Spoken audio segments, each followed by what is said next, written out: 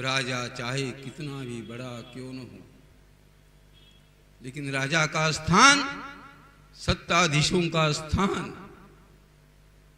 प्रामाणिक यदि कोई महात्मा है, मैं प्रामाणिक महात्माओं की बात करता हूं, निरपेक्ष कोई महात्मा है जिसके जीवन में किसी भी प्रकार की अपेक्षा नहीं, मैं मेरा किसी भी प्रकार का लोक संग्रह करना नहीं चाहता, मैं मेरा जाते समय नाम भी रखना नहीं चाहता, ऐसा यदि कोई महात्मा है तो राजा का स्थान ऐसे महात्माओं के चरणारविंद में होता है। प्रामाणिक संत की बात करता हूं।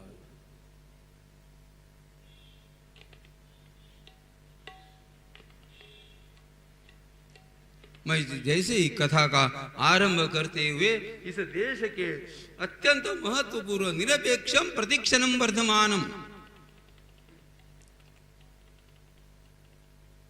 डोंगरे महाराज के जीवन में किसी भी प्रकार की अपेक्षा नहीं थी, निरपेक्ष थे, लेकिन निरपेक्ष होते हुए भी प्रतीक्षणम वर्धमानम, भगवान के प्रति जो प्रेम था यह पल पल में बढ़ने वाला प्रेम था। अपेक्षा भी नहीं रखना है और प्रेम भी बढ़ना चाहिए, ये बहुत मुश्किल बात है। बिना अपेक्षा इस जगत में कोई किसी के साथ प्रेम का बर्ताव नहीं करता।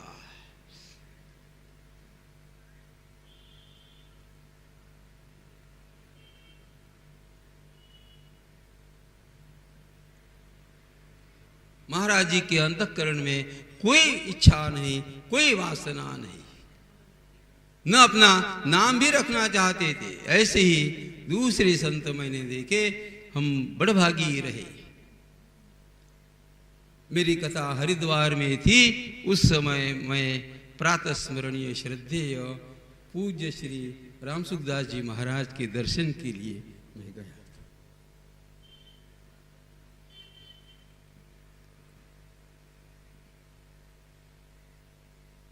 एक सामान्य कुटिया में कैसा जीवन होगा?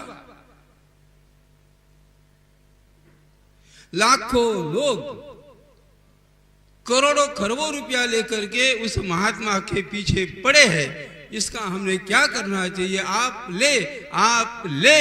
लेकिन राम सुखदास जी ने कभी भी एक नए पैसे को भी स्पर्श जीवन में कदापि नहीं किया।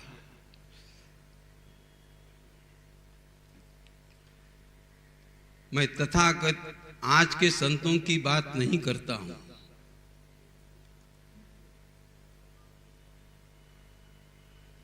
महंत एक अलग बात है और संत एक अलग बात है। जिसके पास प्रॉपर्टी है उसे महंत कहते, उसे वास्तव में संत यह प्रज्ञा नहीं लग सकती। जिसके जीवन में परिपूर्ण 100% वैराग्य का भाव होता है उसे केवल संत कहते हैं।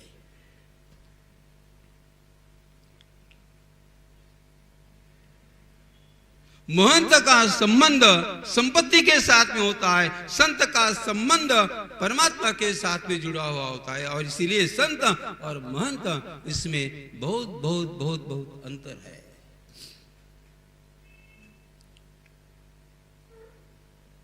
डोनेशन इकट्ठा करके महंत बनने वाले लोग आपको गली गली में मिलेंगे, किंतु किसी भी प्रकार का डोनेशन नहीं, एक नया पैसा किसी का नहीं, देने वाले लोग हैं तो भी लेने की इच्छा नहीं, ऐसे महात्मा बहुत कम मिलेंगे।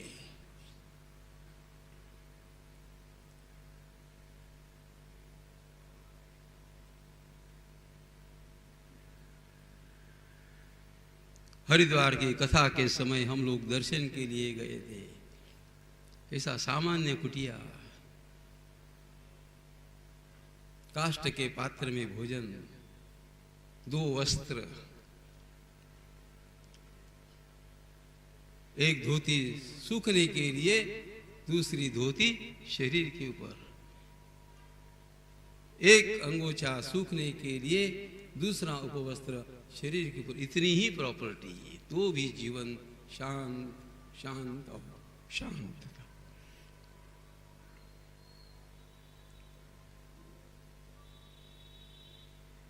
जाते समय भी जीवन में भी कुछ नहीं लिया और जाते समय भी लोगों को यही उपदेश किया कि आप मेरा कोई मंदिर नहीं बनाओगे, मेरी एक भी चीज मैं शेष रखना नहीं चाहता हूँ। उस पत्र में पूरा का पूरा लिख दिया, मेरे शरीर के साथ में मेरे वस्त्र भी आप गंगा जी में छोड़ देना, मेरे वस्त्र भी छोड़ देना, और तत्पश्चात जिस पात्र में मेरी जो भी चीज होगी उस चीज को कृपा करके आप रखना नहीं, मेरे साथ उसको गंगा जी में आप विसर्जित करें और आप लोग मुझे भूलने का प्रयास करें, राम को याद करने का प्रयास करें। ये महात्मा होता है।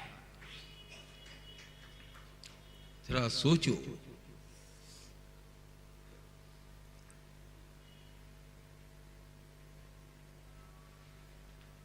न तो अपना कभी मंदिर बनाना चाहा, न कभी अपनी धर्मशाला बनाना चाहे, ये वासना भी नहीं।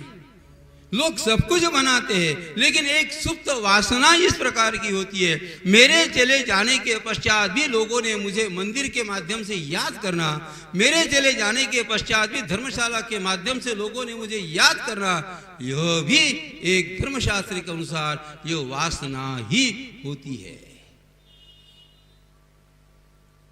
राम सुखदास जी महाराज के जीवन में यह भी विचार नहीं। कैसा महात्मा